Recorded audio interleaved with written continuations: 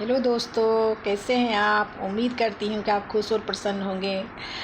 दोस्तों, मैं आज अपने मन की अंतर्मन की बातें आपसे शेयर करना चाहती हूँ, जो मुझे एक सीख भी देती है और विचलित भी कर रही है, और कहानी भी बहुत अच्छी है, जिससे मुझे बार बार उसे कुछ सीखने को मिल रही है। दोस्तों, इस कहानी के थ्रू मैंने आज प्रतिज्ञा की है कि मैं इस कहानी को हमेशा याद रखूँ। और कहानी वो ये है कि जो एक कौवा था, अपनी चोंच में जहर भर के उड़ा जा रहा था।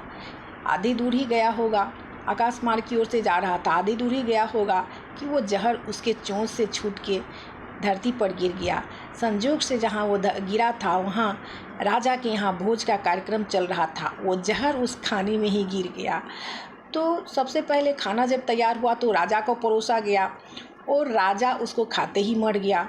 यमराज जी जब आए तो उन्होंने कहा, राजा के तो मृत्यु का समय अभी नहीं पूरा था, ये कैसे हुआ, ये अनर्थ कैसे हो गया, आखिर राजा को की मृत्यु का क्या कारण हो सकता है। और वो पता करने के लिए उस नगर में भ्रमण करने लगे। उन्होंने जब प्रजावासियों से पूछा तो सारे लोग दुखी थे। सारे लोग थे कि मेरा राजा इसमें चला गया, बहुत अच्छा राजा था, ऐसा राजा हमको कहाँ मिलेगा। सारे प्रजा रो भी लिख रहे थे।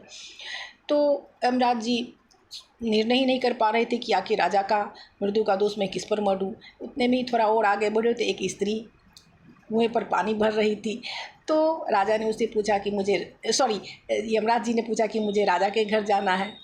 तो वो स्त्री बोली, अच्छा, वो राजा जिसकी कल मृत्यु हो गई। अति प्रसन्नता और उत्साह से बोलने लगी।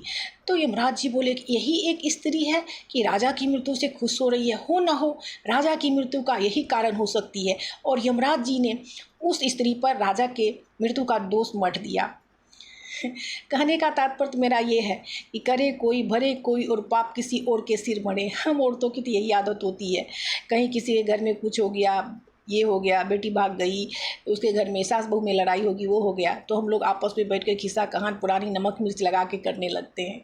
तो उससे क्या होता है कि हम अपने पाप के घड़ा को धीरे धीरे भरते जाते हैं, जिससे हमको बचना चाहिए। और हम लोग को पता भी नहीं चलता है। आखिर ईश्वर की लाठी एक दिन तो बजरती है, और जब लगती है तो आवाज़ भी नहीं होती। कहा गया है कि ईश्वर की लाठी बेआवाज़ होती है। इसलिए मैं इस कहानी के माध्यम से अपने आप को मैं ये सीख देती रहूँगी कि भाई इधर उधर की बातों से हम लोग को बचना चाहिए। आखिर हम लोग का तो आदत ही है, औरतों का। ऐसा बात नहीं है कि सिर्फ ये औरतों का आदत है, पुरुष भी इसमें शामिल होते हैं। लेकिन हम चाहते हैं कि इस कहानी को हम सबको याद रखनी चाहिए। Thank you very much. अगर हम आपकी मेरी कहानी अच्छी लगे तो इस चैनल को लाइक कीजिएगा, सब्सक्राइब कीजिएगा। Thank you. Okay, bye bye.